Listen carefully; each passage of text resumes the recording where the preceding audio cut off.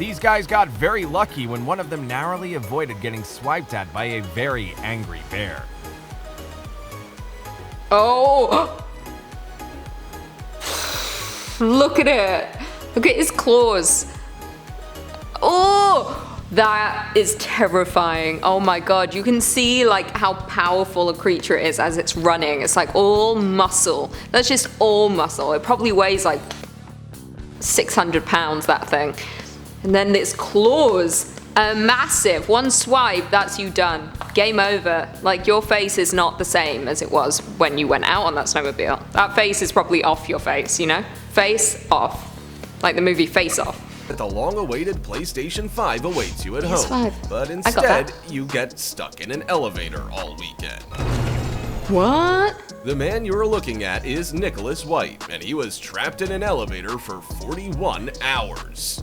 He had no food or water, and he had to use the elevator shaft as a restroom.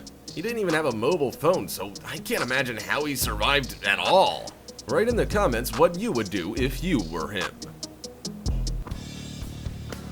Okay, so he was trapped in the elevator for 41 hours. His phone didn't work, the emergency button didn't work. Like, there's an emergency button in there that should directly call, like, emergency services. And then he used the elevator shaft as a bathroom. Can't you use the elevator shaft as an exit? Isn't that what the whole thing is? Like, you see in movies where it's like stuck in the elevator, pop the lid up, crawling out, drop down to another floor or something. Is that not that easy? I feel like I would do it. I don't know. I feel like you could just get out. I feel like he didn't try hard enough. Maybe put him in there and see if he can do it again.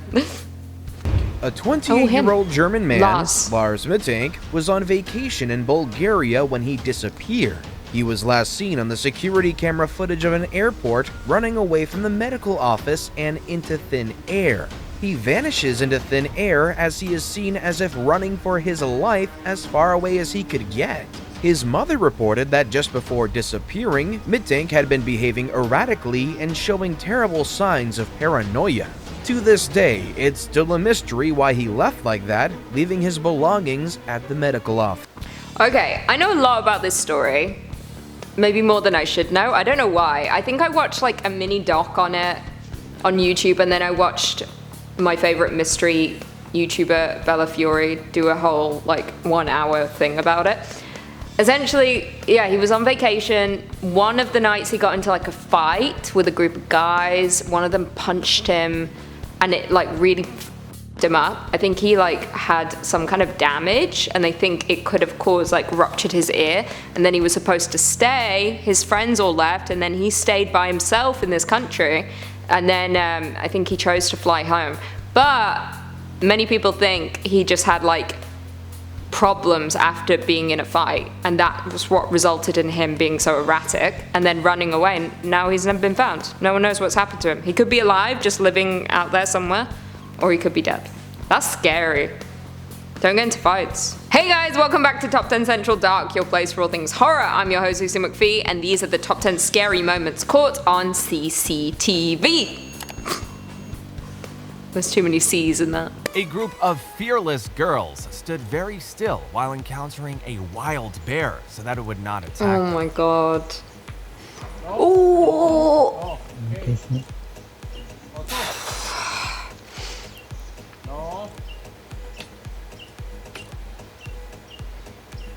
Oh my god, I would myself. I would.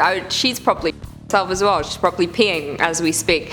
That would be the scariest experience. Imagine just standing still and a bear's like, what up? Like, what's it doing? Sniffing her, giving a good sniff, see if it wants to eat her. Ooh. But like they said, if it's black, fight back. If it's brown, get down. She ain't fighting back. I would have just punched it square in the jaw. Just kidding. I would have cried. I would have been on the floor. I would have done everything they tell you not to do, like run away. And then it just would have chased me and then I would have died. So I don't like to go anywhere where there's other wildlife. It's just not my place, you know?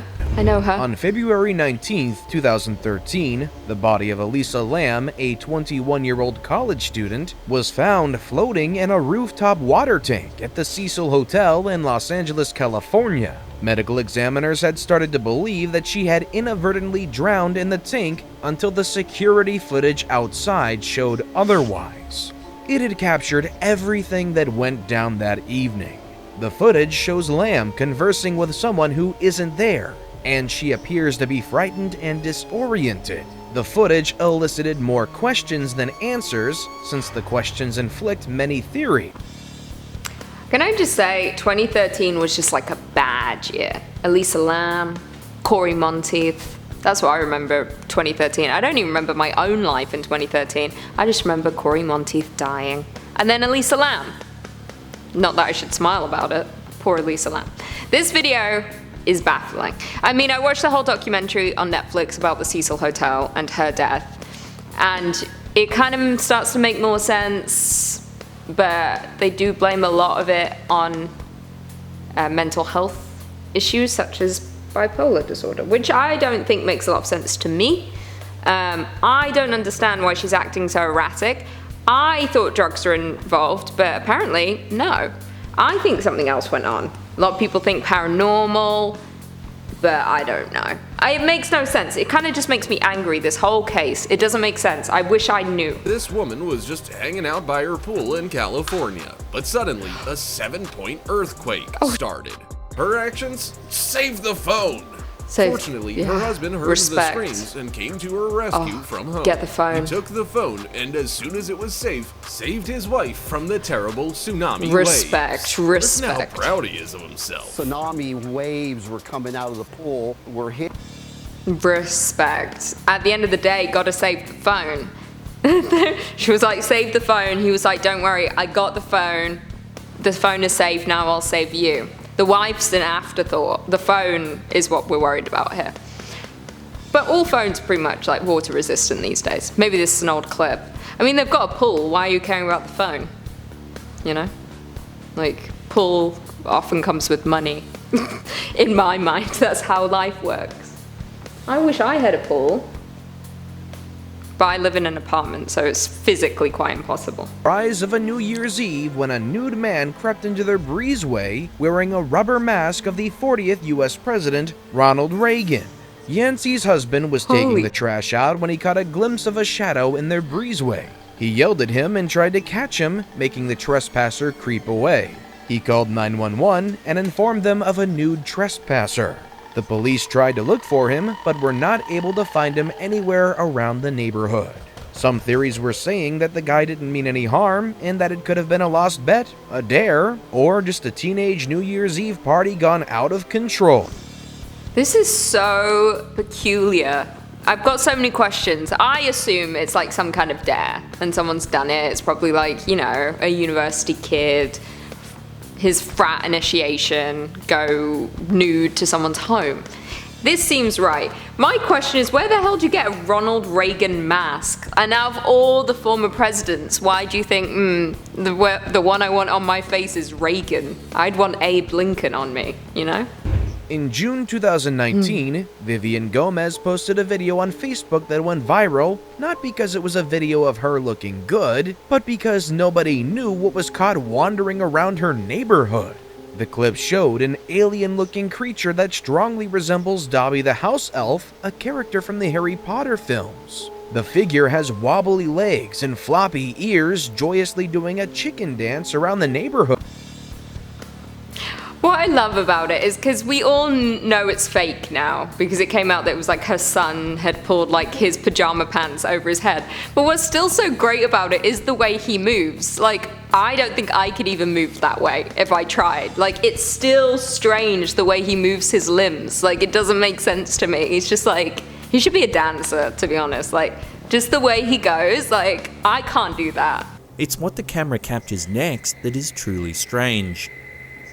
Several white figures begin running along the outside of the fence.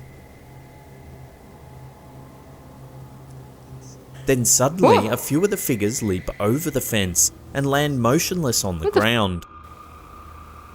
They look so big and then so small. Some viewers have suggested that the strange shapes are actually deer. Yeah. However, the way they land after jumping the fence seems to rule this theory out. They appear still and lifeless, almost as if they've deflated. Almost as if they've deflated. Seems that way. It looks like animals that are running, but the way they jump, that just does not seem real. It seems fake. Like nothing jumps that way, like a full sprint and then jump over a fence and then just sit there like you're deceased now. That was very strange. Ghost deer, maybe. Maybe they're ghosts. Could happen. And getting into the elevator, the cane mysteriously disappears. What cane? Just as suddenly as it appeared, blinking out of existence without a trace. What cane? Gone. This is certainly a very strange video and one that can't easily be explained. Ooh. What could be responsible for the cane's bizarre movements? Could it be the result of something supernatural? Or is there something else going on? Oh, for sure supernatural. Canes just don't fly around on their own. This is clearly a hospital. I saw Scrubs, and I know they're called Scrubs because Grey's Anatomy taught me so much. This is the ghost of a deceased man who had a cane, and now he's looking for his cane in the afterlife. Because in the afterlife, you're not just healed, you are the way you were when you died. That's probably not true. Well, there we have it. Thanks for tuning into this video. I've been your host, Lucy McPhee. Stick around for bloopers. Props for the best. Frightening stuff. That, oh no. Insight.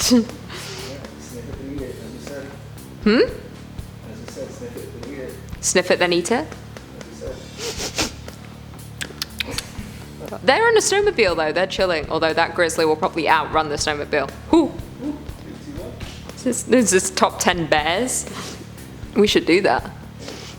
Actually, that's a great idea. Top 10 bears, just that. Before or after the incident. Wait, one was Jackie Jr. was the good looking one, right? They were all good looking. But yeah, after this. Got nothing else to add. I'm just thinking about fixing my hair because it's really bothering me. You might run into the woods and never come back.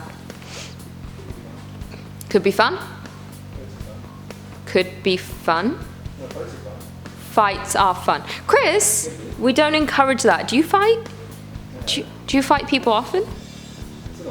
It's been a while. How long? Like 2 days? Hours. No, I will say one night there was 2 fights in one night. Be careful out there, Chris. No one should be hurting you, and you shouldn't be hurting someone else. Unless they deserve it. Just kidding. Unless they deserve it. Yeah, I think that was the first day probably like mastered that move. Yeah, do you think he did it many times? He was like, Mum, wait, don't release this one. There you go. Yeah. That's the one. If I'm drunk enough. No, don't drink and get into a bath, although I've done that before. My sister, actually, I do have a great story about my sister. Maybe we don't put this in? I'm not sure. She probably won't even watch it. She got so drunk once and she just kept wanting to take baths. And her husband kept stopping her. And he kept finding her in the bath and then he had to keep getting her out the bath. And then she kept running back to the bathroom and having a bath again. And she kept falling asleep. It's so bad. It's so dangerous. Imagine getting so drunk, all you want is to take a bath. And then someone telling you no. And then so you keep sneaking back. I want to take a bath. So I would just go to bed. I'm blanking, Blanking on things to say, to be honest. How about I do a reaction video where I just say nothing and I'm just watching?